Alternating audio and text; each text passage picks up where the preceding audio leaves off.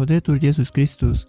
Ya hemos analizado brevemente lo que es la fe y cuán necesario es profundizar en la propia religiosidad para tener una fe que alcance un cierto grado de madurez.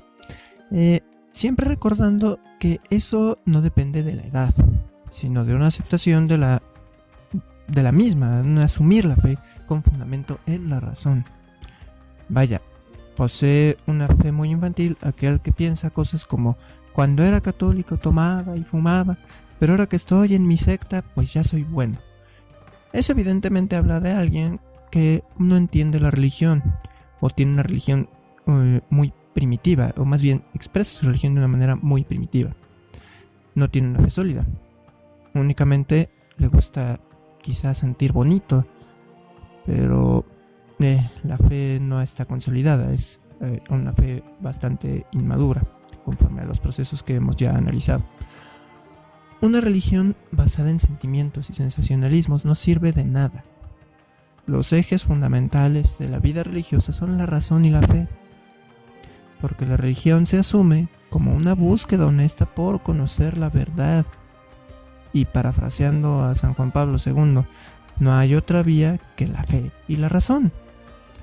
Si a la razón le quitamos la fe, o viceversa, nos perderemos en nosotros mismos.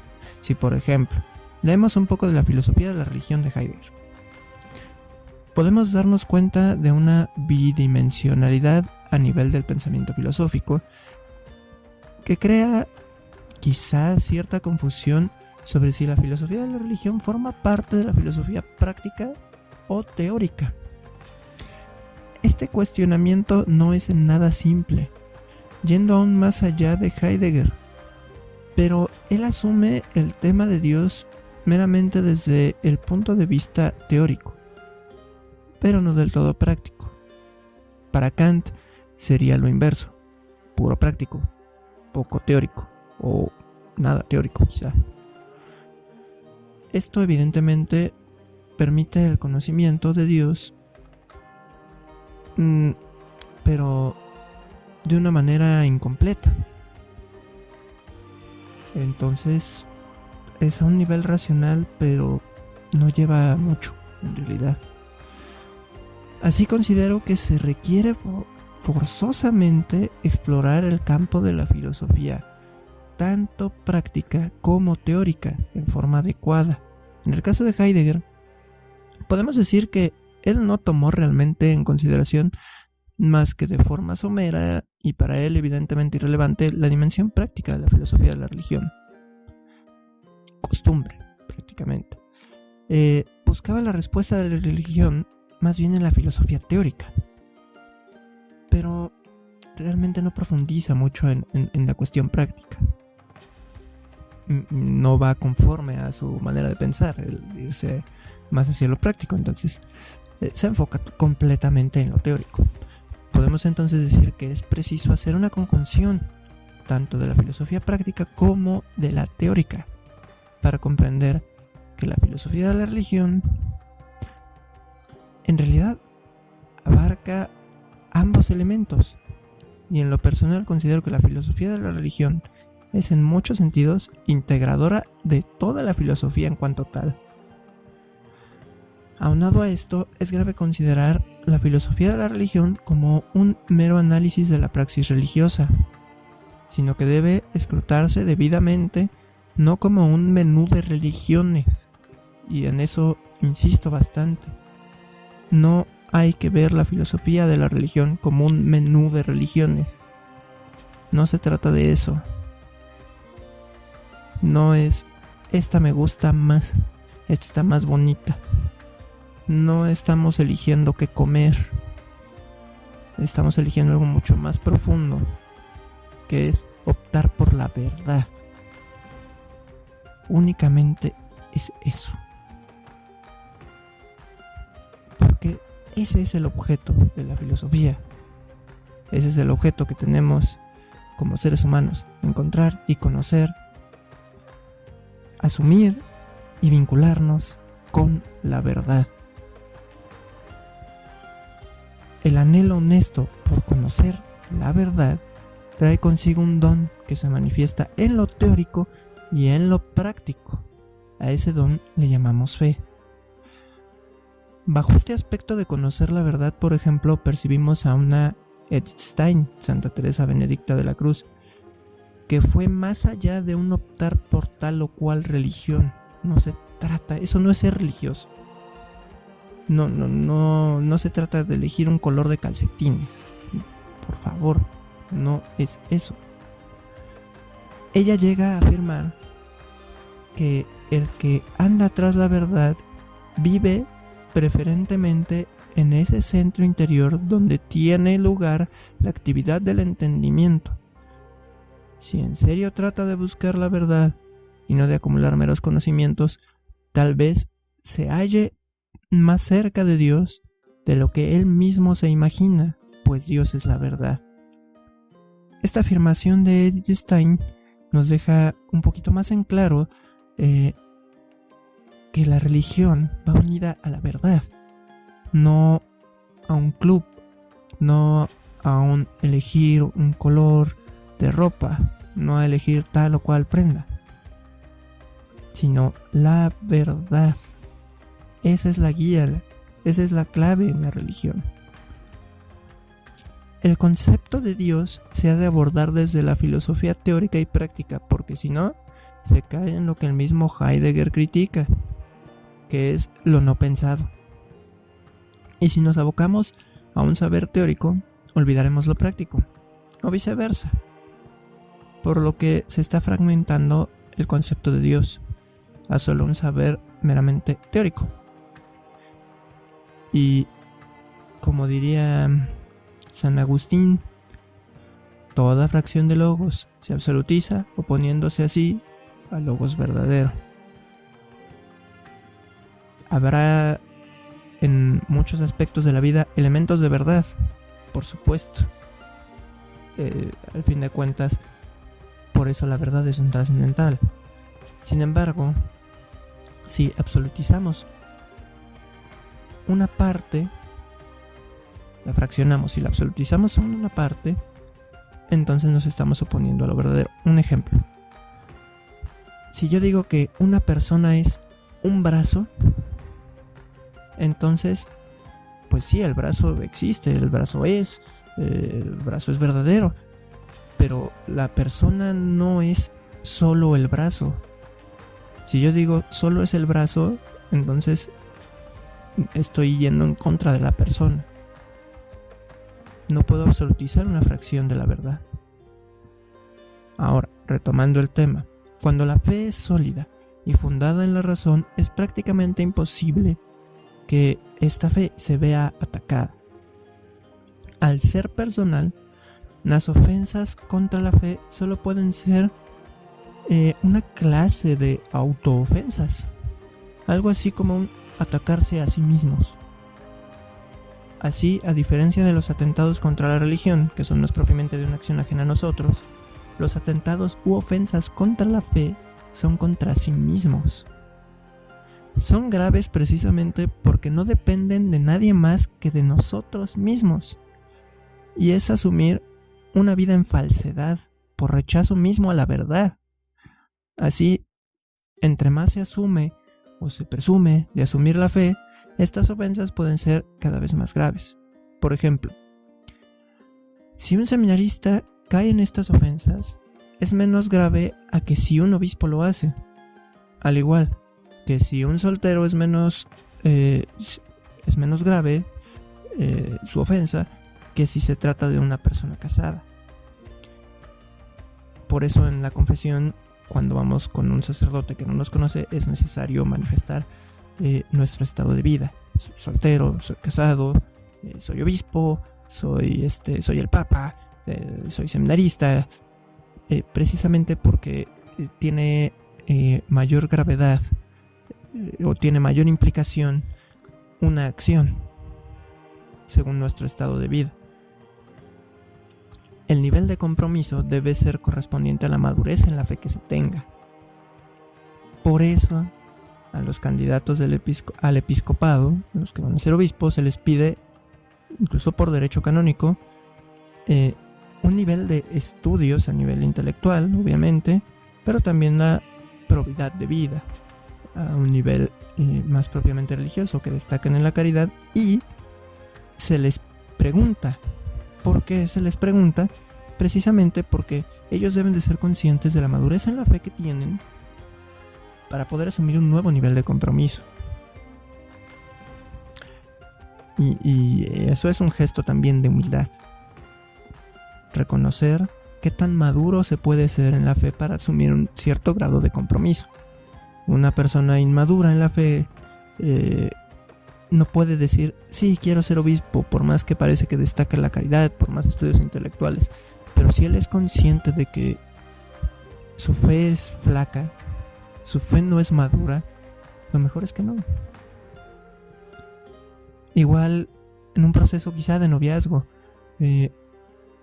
si no hay un nivel de madurez en la fe, pues también decir no puedo yo asumir ahorita una vida de casado porque mi fe es muy inmadura.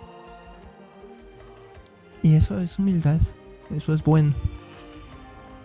Así entonces encontramos 3 atentados contra la fe. Cuando uno asume compromisos y nuestra fe no es del todo madura para asumir esos compromisos, bueno, nos encontramos con la apostasía, la herejía y el cisma. Primero, la apostasía es propiamente definida como renuncia a la fe que públicamente ya se ha aceptado, incluso.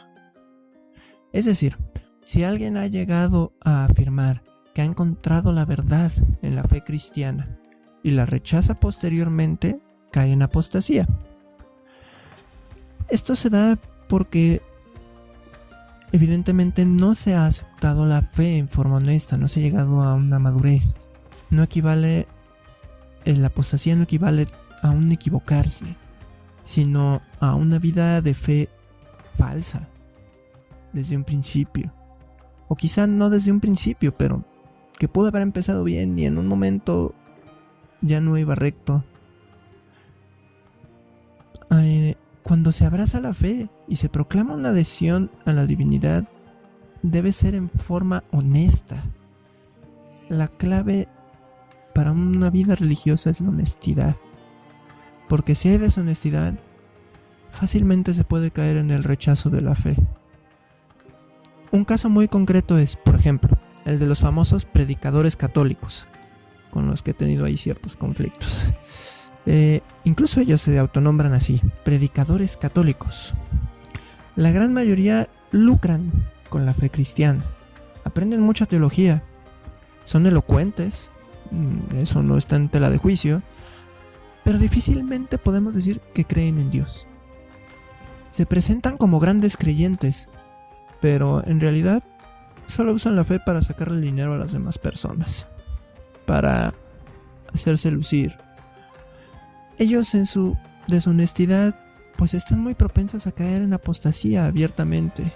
No es algo que suceda en forma repentina o sorpresiva, no es inmediata. Incluso algunos sacerdotes que les encanta estar ser youtubers o ser influencers, muchas veces llegan a apostatar. Por ahí hay un caso, ahorita no recuerdo el nombre de este padre. No es algo sorpresivo, no es algo repentino. Cuando no hay honestidad, fácilmente van a caer en esto. Es como si alguien dijera que 2 más 2 son 3 con toda la seguridad, y hasta crea un movimiento en favor del 2 más 2 son 3. Empieza a regalar pañuelos grises, por decir un color, promoviendo su movimiento. Invade las redes sociales con sus pañuelos grises. Y un día dice, no, 2 más 2 son 4. El asunto es que realmente nunca estuvo convencido de que 2 más 2 eran 3. Y muy probablemente creía que convenciendo a los demás iba a estar seguro de lo que afirmaba con seguridad y vehemencia. Incluso puede darse el caso contrario, mediante el cual alguien afirme con toda seguridad que 2 más 2 es 4. Ciertamente da la respuesta correcta, pero no tiene idea de por qué, o simplemente tendrá algunas nociones. Llega el del movimiento 2 más 2 son 3, y le da razones que hacen que se aleje de lo que él antes afirmaba.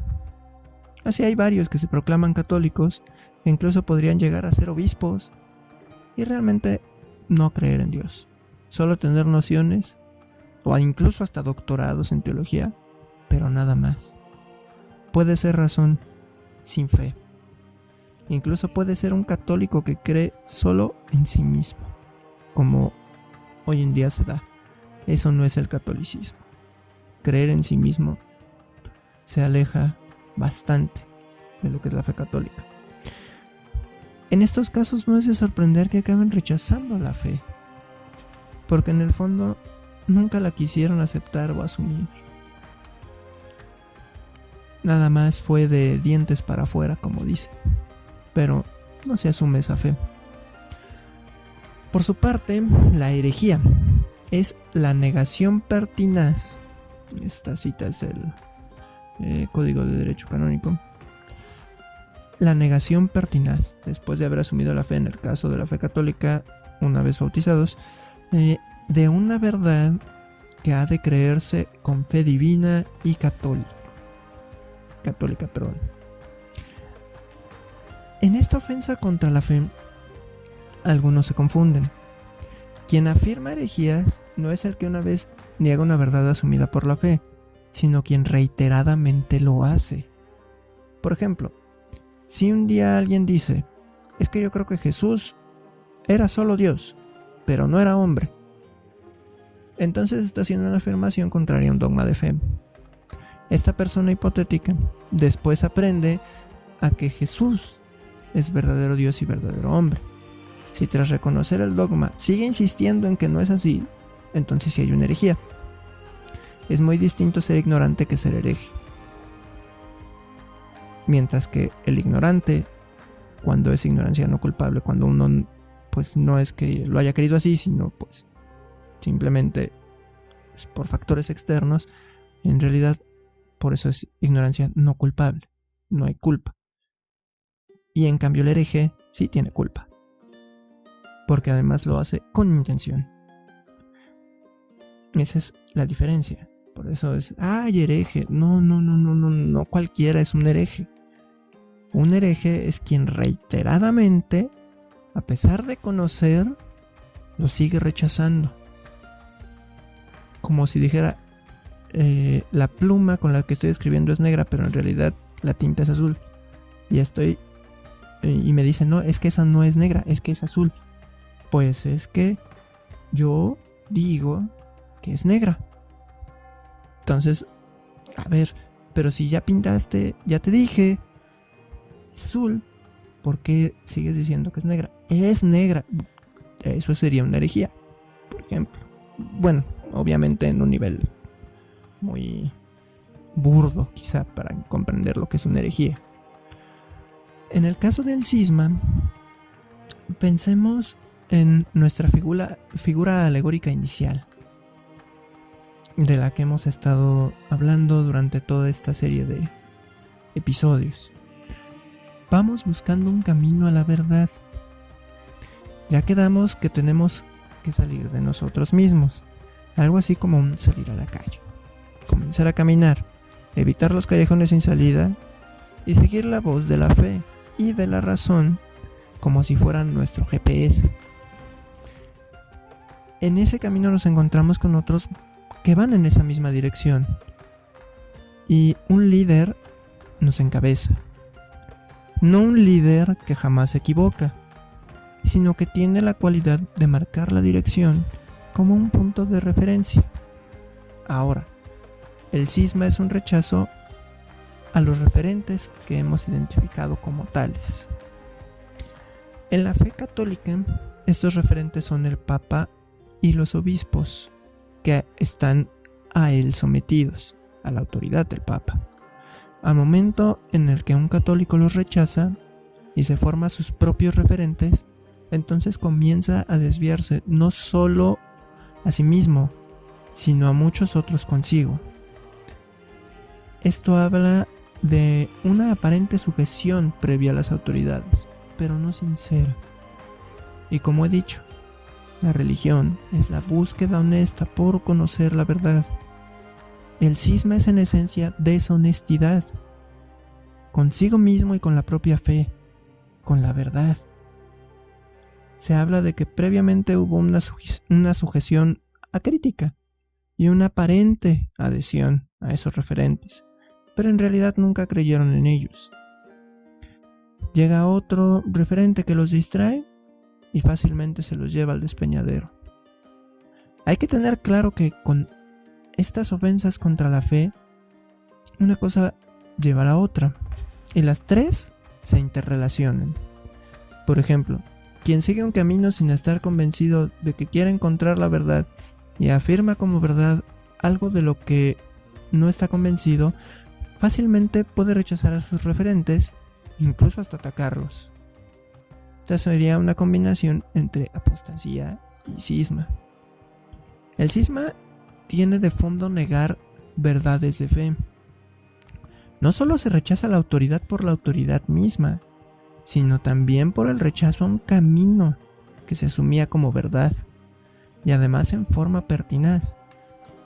La herejía y la apostasía llevan al cisma por lo regular. Lo grave de estas ofensas está en que tras conocer y afirmar una verdad, esta se rechaza. Es como ir caminando, avanzar 20 kilómetros con toda seguridad, y de un momento a otro se regresa 30 kilómetros y comienza a caminar en otro sentido. No por error, sino en forma consciente. Como si supiera que si sigue en esa calle llega a la verdad, pero prefiere meterse en otra. En realidad no está convencido de que va a llegar a la verdad, y se convierte a sí mismo en su propio guía. Y el peor guía que podemos tener somos nosotros mismos. No en el sentido de que nosotros seamos en esencia malos, sino en convertir este sí mismo en una autorreferencialidad únicamente. Lo que llega a pasar a veces, quizá un poco con el yoga, con el budismo, es únicamente el sí mismo y no me lleva a nada. A nada. Dice un padre, pues únicamente te enseñan a respirar. Sí, porque no me lleva a nada. ¿Podemos hallar elementos de verdad? Sí, pero no la verdad absoluta. Y nosotros buscamos la verdad absoluta. El hombre religioso busca la verdad absoluta. Los apóstoles, aun a pesar de todas sus flaquezas, no dejaron de buscar la verdad absoluta. Nuestro Señor, estoy últimamente reflexionando en torno a eso, eligió a hombres religiosos.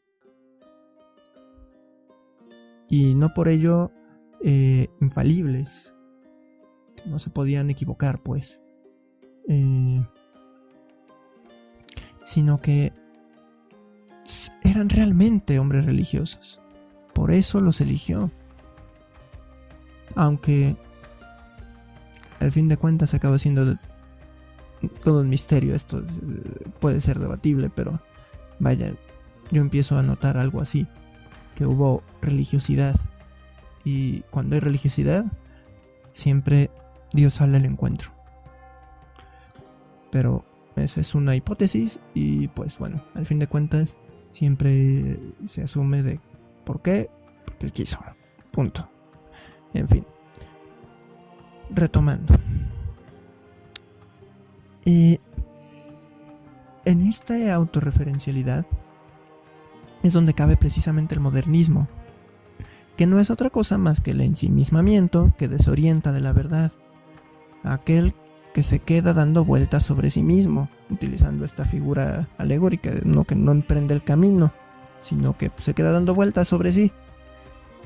Dice San Pío X en Pascendi Dominici Gregis: por orgullo conciben de sí tan atrevida confianza, que vienen a tenerse y proponerse a sí mismos como norma de todos los demás, por orgullo se glorían vanísimamente como si fueran los únicos poseedores de la ciencia y dicen, altaneros e infatuados, no somos como los demás hombres.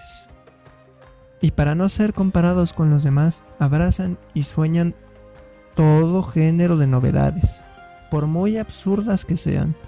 Por orgullo desechan toda sujeción y pretenden que la autoridad se acomode con la libertad. Por orgullo, olvidándose de sí mismos, discurren solamente acerca de la reforma de los demás, sin tener reverencia alguna a los superiores, ni aun a la potestad suprema. En verdad, no hay camino más corto y expedito para el modernismo que el orgullo. Si algún católico, sea laico o sacerdote, olvidado del precepto de la vida cristiana, que nos mandan negarnos a nosotros mismos, si queremos seguir a Cristo, no destierra de su corazón el orgullo, ciertamente se hallará dispuesto, como el que más, a abrazar los errores de los modernistas. Es fin de la cita. Así que si queremos evitar el cisma, apostasía y herejía, es preciso desterrar el orgullo, que nada nos aleja más de nuestra religiosidad auténtica que esto. El orgullo acaba siendo como un freno que nos ancla al suelo y no nos deja avanzar. Es el obstáculo por excelencia para que el hombre no sea religioso. Por eso es que tanto nos los quieren inyectar en la actualidad. Siéntete orgulloso de ti mismo. Eres lo mejor. Todas estas cuestiones de autoayuda y resiliencia, no sé qué tanto. No. La respuesta, aunque la podemos hallar en nosotros mismos, va más allá de nosotros mismos. Al fin, hace poco estaba leyendo de la socrática teresiana, que implica el autoconocimiento. Es un autoconocimiento a la luz de la fe. No es un autoconocimiento por nosotros mismos, sino a través de nosotros mismos, como parte de este camino que lleva a la verdad. El orgullo lo único que va a lograr es cerrarnos puertas, que ese camino se borre y ni siquiera nos vamos a conocer a nosotros mismos, porque la persona orgullosa no se conoce, no se puede conocer a sí mismo, porque únicamente se queda con la idea de quién es, pero ya no sabe quién es en realidad. Para el siguiente episodio trataremos sobre la importancia de la religión en nuestras vidas, como un eje que guía y conduce, no como un simple deporte o afición, que mucho se suele confundir. Parece a veces que es hobby ir a misa. No. Entonces, eso lo estaremos tratando ya en el siguiente episodio. Y pues ahora sí que una disculpa por estarlos distanciando tanto. Tiene prácticamente un mes que subí el anterior episodio y hasta ahorita realmente tuve un poco de tiempo para poder grabarlo. Subtum presidium confugimus sancta Dei genitrix nostros deprecationes ne despicias in necessitatibus, sed a periculis cunctis libera-nos semper Virgo gloriosa et benedicta. Nos compra le pia, benedicat Virgo Maria.